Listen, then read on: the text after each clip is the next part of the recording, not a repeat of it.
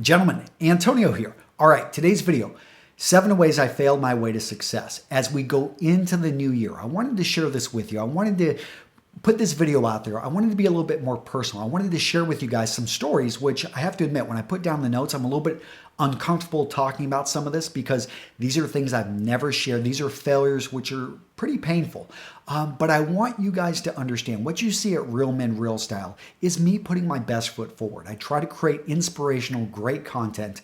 But behind all of that hard work and the success that we've had, there are almost 1 million subscribers. Can you believe that? I mean, well over 60 million views. It's pretty crazy. But behind all that success are a lot of failures. In fact, I would say 8, 9 out of 10 times I fail, I mess things up. And it's, you only see that the really are best. But what you've got to understand is the price for success is a lot of failure. I mean, just here in Ukraine, I'm trying to get a video studio, and I can tell you I have been falling flat on my face.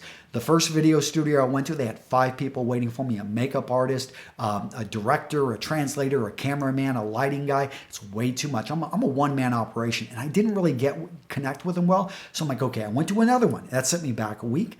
And they said everything was great to go. Talk to them on the phone. The pictures look good. Show up to that studio. It's a photo studio, not a video studio. Horrible echo. The third studio, I went there, I tested. I was very happy with this place, very professional.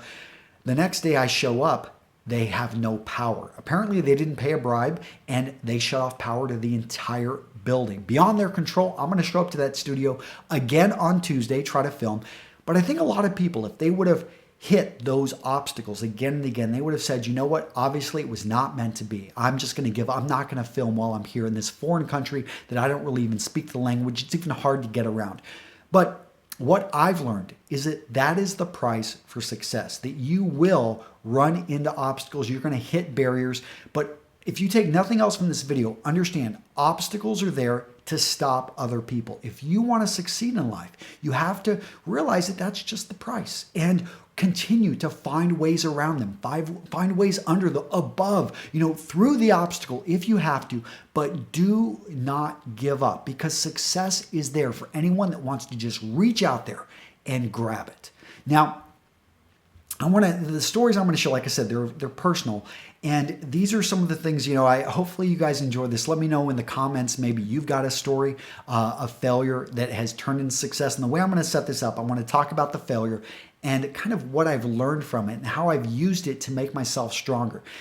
Because as strong as I would like to say I am, and as how many failures, the thing is you're never fully insulated. When people attack me, when people say negative things about us, when people try to tear you down, you always feel it, but you become more resistant to it. You realize that life is going to kick you when you're down. It's going to knock you down, and when you're down there, it's going to come down and kick you in the face, and you'll be bleeding. But it's not about how many times you fall. It's about how many times you pick yourself back up, and then you realize that there are people around you that want to support you. There are people above you who reach down and they want to pull you up, not kick you down. When you realize that, you stop looking down at the people that are these people that are tearing at you, that are jealous of you, that are maybe hating on you. It's them. It's not you. When you realize that, you're like, you just put your hand up and somebody pulls you up even higher. And that's the only way I know for me that I want to keep going. So the first failure, and this is, I really don't even view this as my fault. I was simply not born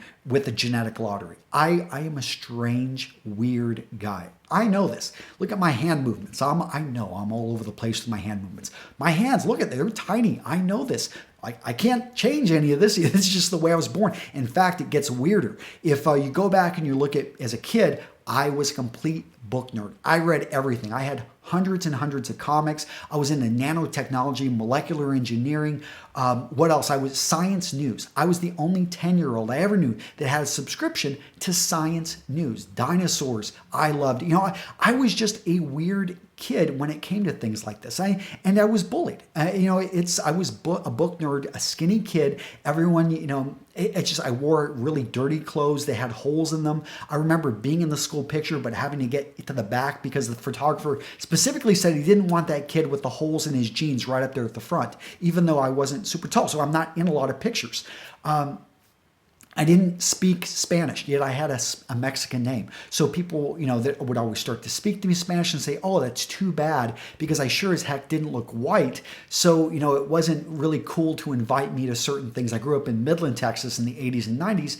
And, it's just these things. I remember probably the worst story. Well, to me, it was the worst story because it was when I felt I had some friends, and I learned I really didn't have these guys as friends whenever I went to lunch one day, and I was like in the 7th or 8th grade. I had this beautiful Dodger jacket my father had given to me, and my father had left my mom when I was 5, so I would see him occasionally, but in the summers, he bought me this great LA Dodger jacket, and I just loved this jacket. I remember going to it, and it was left there at lunch, and all my friends are laughing. Apparently something happened. I didn't know what was going on. As I'm walking to class, put my jacket on, put my hands in my pocket, they had put dog crap right in my pockets. I don't know, how this happened or why they did it. I know why they did it. They just thought it was funny, and I didn't think it was funny. I was crying in the bathroom, trying to clean out my jacket. My hands smelled like crap. My jacket smelled bad. I ended up and I never told really anyone about it, but I ended up missing half the next class. I just kind of made up a story, but things like that. It really set me up. I think as a kid, I just didn't have much confidence. There's a few things I did learn from this. Number one, I learned who my true friends were. So to Rudy, to Hilbert, to Michael Paul, you know who you are, to LD, to Aaron, to Ryan, to Chris, to Matt, to Rick, to Alex. These are guys that I know throughout my life that I've realized if I needed help, I wanted to call them on the other side of the world. I said, I need you here in 24 hours. They will be there. And in fact, one of them has done something like from me. Whenever, I lost my sister to suicide, those were the guys. Will, I was calling you, crying on the phone because you weren't going to judge me. You weren't going to, you would make time for me. It didn't matter. It was 2:00 in the morning. And you realize that those are the kind of people you want to surround yourself with, not fair weather friends, not people that aren't going to stand by you when really just life kicks you down and beats the heck out of you. So, the second one I want to talk about, and the second big failure, is I was madly in love with a girl from probably the 7th grade till when I graduated high school, and I never told her this. And in fact, she still doesn't know. I'm not going to make it weird or put her name out there, but a lot of my friends knew who this was. And it was just something that I never could emotionally express my love. And I learned, in college, I had a lot of problems with this. I was a slut. I slept around. I couldn't figure out really what it meant to love somebody and to have a healthy relationship with a woman.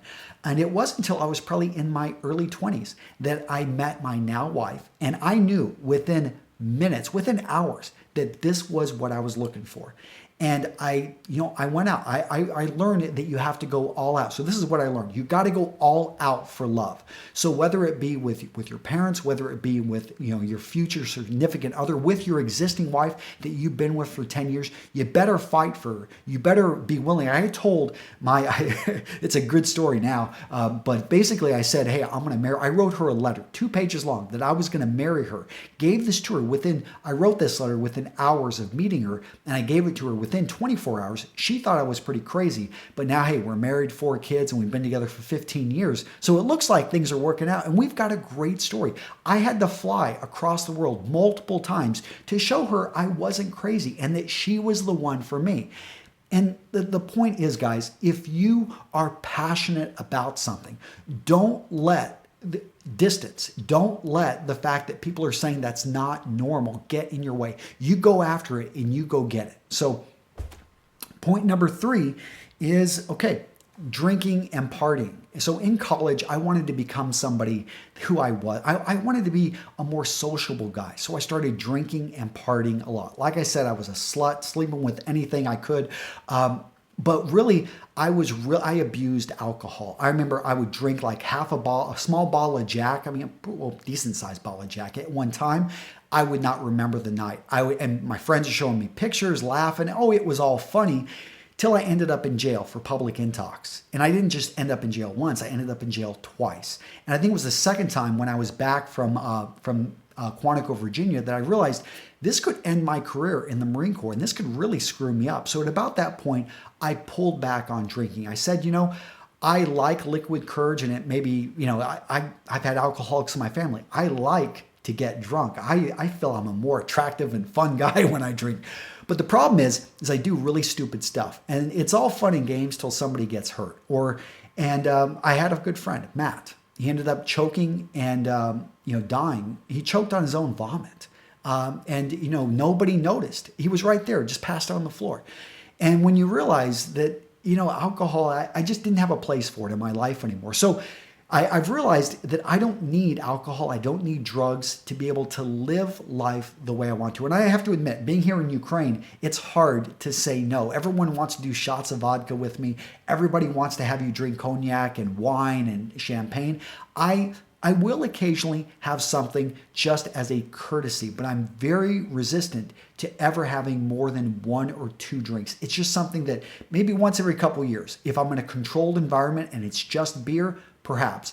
But I can tell you that really just seeing the negative effects of alcohol kind of forced me to say, I don't need drugs or alcohol in my life. And I try to set the example for my kids. So let's talk about the Marine Corps. I talk about my experience there, and I ended up leaving the Marine Corps on a high note. I felt I was a good officer when I left. But I can tell you when I joined, I wasn't. I went into the flight program. I was all about me. I wanted to be Tom Cruise. I wanted to fly Harriers or F-18s, whatever. I thought it was just going to be so awesome. I was in the flight program, and then I NPQ'd, which is I basically blew out my sinuses in a T-34 during the dive. And I can tell you, I had a bad attitude for the next couple months after that. I was like, honestly, I don't give a flying fiddler's fuck about stuff. I was just like, screw this. The Marine Corps, they're not going to let me be what I want to be. They ended up sending me to, and it got worse. They sent me to the infantry, which is it's a flight guy. You're like, wait a minute. So I just pinned on first lieutenant. I'm going into a second lieutenant billet as an adjutant in an infantry battalion. It can't get much worse, at least in my mind. And thankfully, I had an XO.